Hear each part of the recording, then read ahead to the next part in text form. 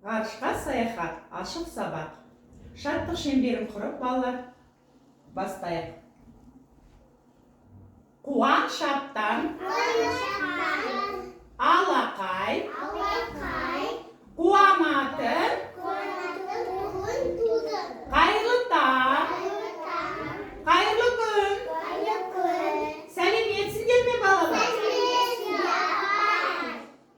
Бүгін сабағымызды бастайық. Ғарышқа саяхат. Барлығымыз орындарымызға отырамыз.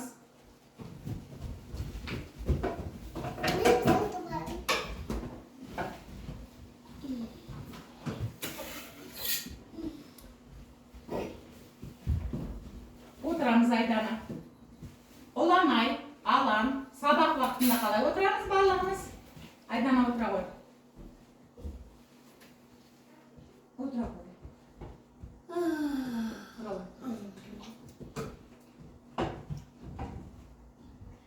Құралай, кай.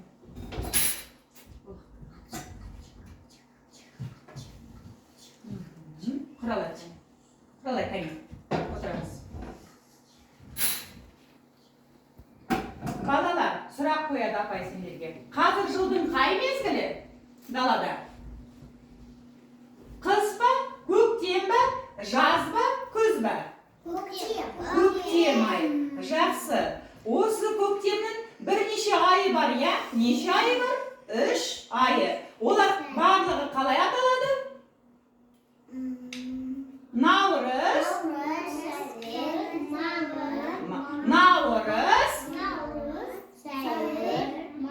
мамыр. 3 айы бар, я? Қазір бізде қандай ай болып тұр? 2-ші ай. Наурыз айынан кейін сәуір айы. Ал осы наурыз айында қандай мерекелер болды, балалар? Қандай мерекелерді тойладық? 8-ші наурыз, аналар күні, содан кейін 22-ші наурыз біздің ұлттық мейрамы.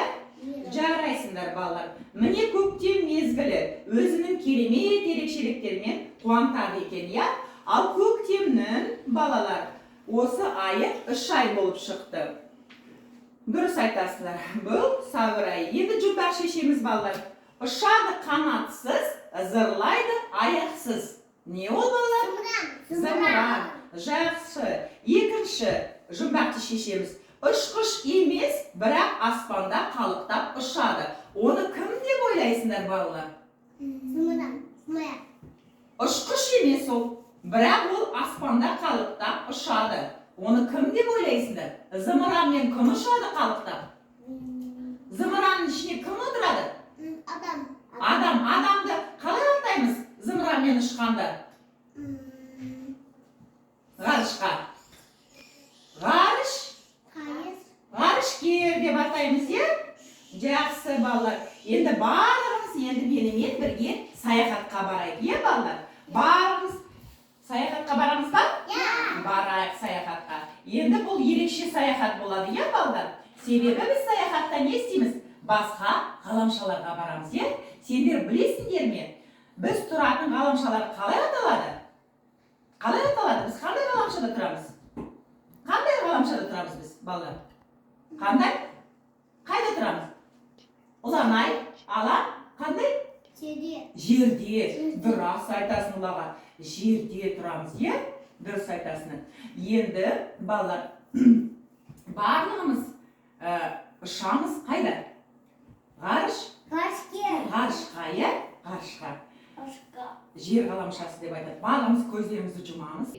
Балалар, аспаннан тағы да нені көруге болады? Сосын ай, бұлттар, сосын жұлдыздар, күнді көруге болады, е? Жақсы. Кәне, енді барлығымыз, балалар, еркін отырайық, еркін отырып, көз алдарымызға елестетейік. Көздерімізді жұмайық.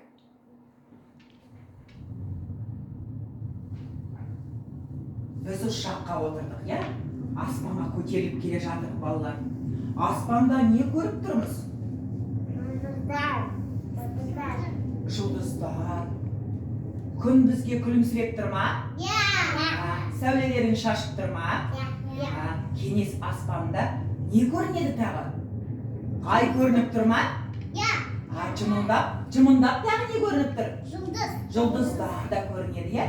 Біз жоғары көтерілген сайын не көреміз балалар? Денемізге суық ауаны көреміз ба? Сезе бастаймыз ба сезіп? Сезе бастаймыз, е? Біздің қасымыздан не ұшып өтті? Қатты. Жылдамдықпен бір құс сияқты не ұшып өтті? Қайтадан уақыт та жақындады. Енді біз жер планетасына келейік, е балалар? Жер планетасына ораламыз балалар. Көздерін ашамыз. Енді мен сендерге балалар қосымша сұрақ қоямын. Аспан әлемінде түнде нені байқадыңдар балалар? Нені байқадыңдар? Түнде аспан әлемінде.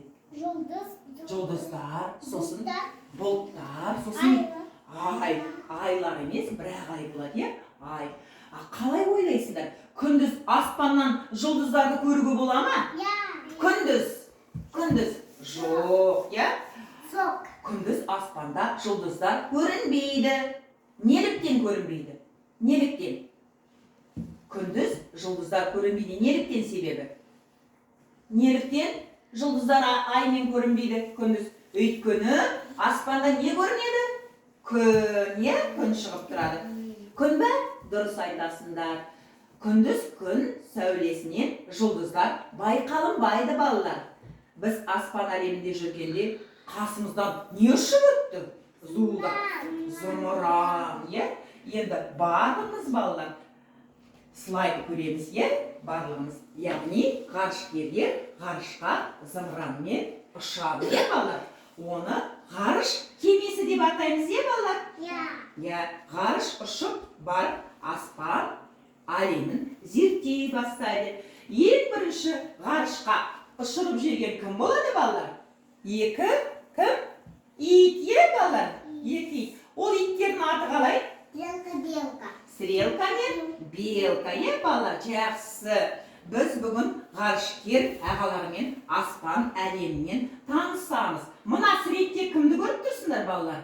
Ең бірінші Ресей халқының ғарышкері ғарышқа ұшқан кім? Юрий? Кім? Юрий Алексеевич Гагарин, ең бірінші адам ғарышқа ұшқан, ол кәдімгідей дайындалған несі? Кезі, міне, зымыранмен ұшуға сондай скафандра киген зымыран дайындалып жатыр, Юрий Алексеевич Гагарин. Міне, мына өзіміздің суретте қазақ ғарышкері де бар балалар. Қазақ ғарышкері. Біздің қазақ ғарышкеріміз кім? Ең бірінші Юрий Алексеевич Гагариннан кейін екінші адам ұшқан. Кім? Тоқтар Әубәкіров және Талғат Мұсабаев. Талғат Мұсабаев балалар. Жақсы. Бұл осы кісілер сияқты біз барлығымыз қандай болу керекпіз? Білімді болу керекпіз, балалар? Тәртіпті, үлкен азамат болуымыз керек, солай ма балалар? Ал мынау аспан әлемі. Аспан әлемі. Аспан әлемінде көптеген нелер бар балалар? Жұлдыздар бар, жұлдыздар бар ма? Жұлдыздар бар. Қараңдар. Қазір апай көрсетеді. Ғаламшалар бар, міне? Жер, ай ғаламшалары бар. Солай ма балалар, міне? Осындай аспан әлемінде көптеген не бар балалар? Жұлдыздар бар, Жақсы. Енді адамдар осы ғарышқа барғанда үстеріне не киеді, балалар? Не киеді? Скафандра киеді. Скафандраны не үшін киеді, балалар? Не үшін? Өйткені ғарышта ауа бола ма? Ауа болмайды, Сол үшін ол адам ауаны болмаған үшін скафандра өзіне киеді. Арнайы киім ғана жүруге болады. Ол киімсіз ауаны жұта алмайсың өйткені